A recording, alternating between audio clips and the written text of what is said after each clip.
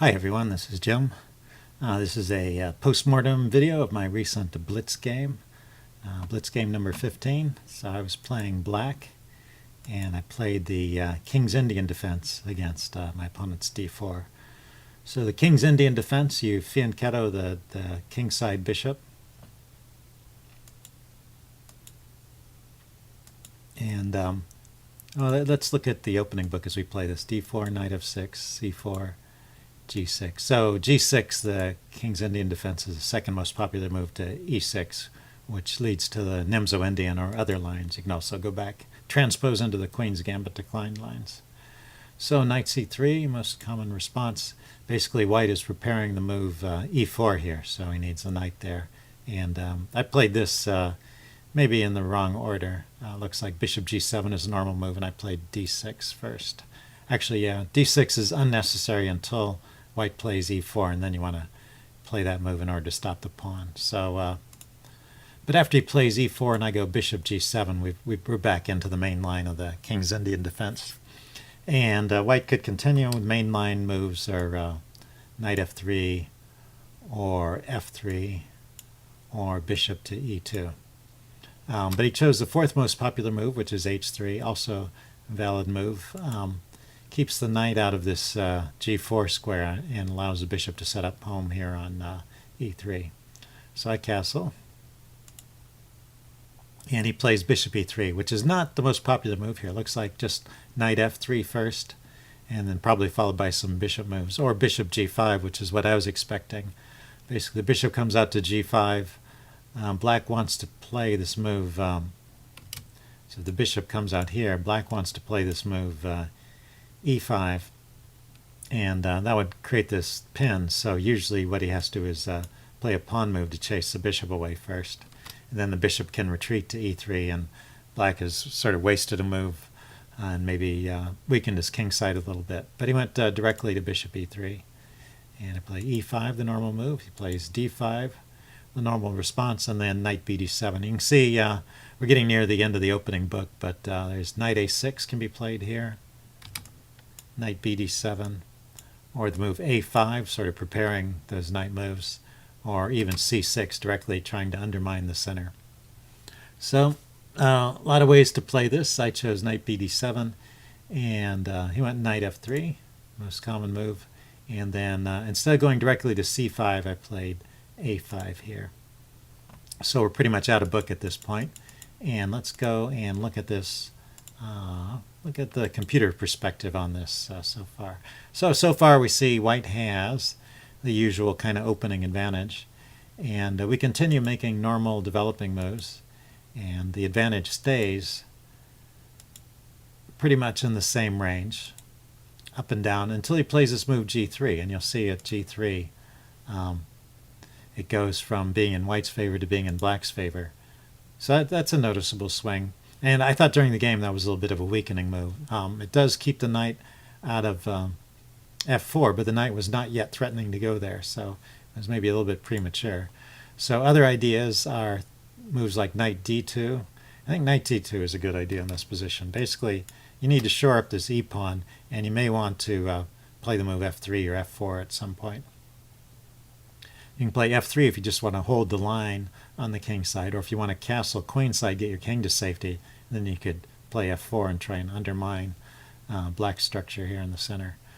So g3 was a little bit of an inaccuracy on my opponent's part, and we continue on, and looks like I maintain some slight advantage, or at least equality. And then a3, I think the problem with the move a3 is it's just a little bit too slow. These King's Indian positions are kind of like a race. And, black is attacking on this side of the board, and white is attacking on this side of the board. And whoever gets there first is likely to win.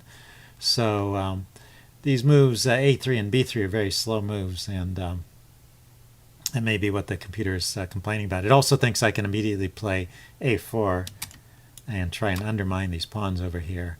But I played knight f6, which is another option. It's also a reasonable move. Basically, the usual strategy in the King's Indian, which is what I'm following, is you just ignore the queen side and you attack on the king side, or you play just enough moves on the queen side to hold it at bay. You don't really try to establish an advantage over there. So knight f6, bishop g5 pinning it, and then I kick the bishop. I don't want to leave that there. I need this knight mobile so I can threaten the pawns here. I did want to look at one thing. When I played knight f6, I suppose there was some possibility he could try grabbing a pawn here. So I'm wondering what the answer is to that move. And just bishop takes. Oh, the bishop is on that. Never mind. Must have been here in this position. So when I played here, it's defended by the rook. Oh, and when I play here, it's defended by the bishop. Okay, so the pawn is always defended. Okay, bishop g5, h6. He takes, and so now I've got a couple of batteries working against the white position. I've got this battery on the f file, and I also have this battery on the diagonal. So that makes it a little bit dangerous for white here. The computer again recommends playing knight d2, just trying to hold the center. But it definitely didn't like the move castle queen side, because this the queen side is a bit airy now that these moves a3 and b3 have been played, and the center can open up pretty quickly. I've left these pawns here, so instead of pushing past like you sometimes do in the King's Indian, I left them here, so I have the option of taking, and that's what I do. Although it's interesting, the computer thinks it's better to just play directly on the queen side with a4 or knight takes e4, f takes e4. I guess they're all pretty good moves here. And I was originally intending to pin the knight, but I realized, oh, it's attacking my queen, so that's not going to work. But I can exchange and then attack the queen with the bishop, and this looks pretty good for me. So the queen runs to a square, and I attack it again. Basically, I'm just trying to chase it to an awkward square. He was threatening to trade queens, which I don't want. I want to keep the queen on and maintain my attacking chances. So I play g5. That preserves my queen on the board and forces his queen to h5, basically the only move. And then I play immediately the move e4. Again, the computer likes a4 as an idea here. Oh. Yeah, I wasn't really thinking about that during the game, but I thought this was good.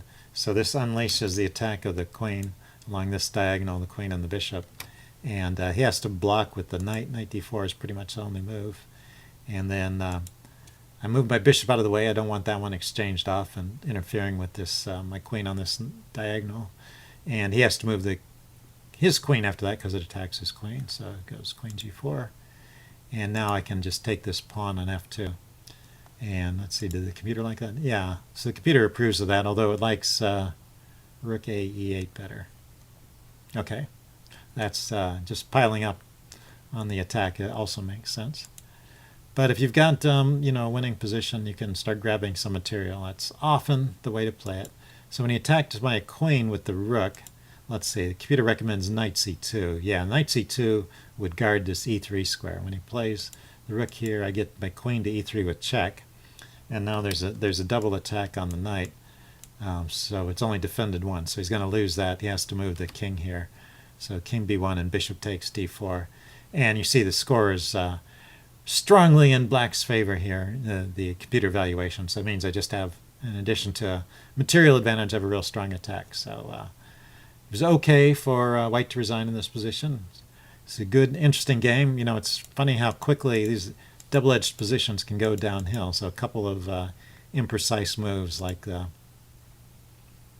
g3, the first one, and castling queenside were probably the early critical moves where if he'd done something different, he would have had a better position. Okay, hope you guys enjoyed that. If you have any comments, leave them in the section below, and I'll see you next time. Thanks. Bye.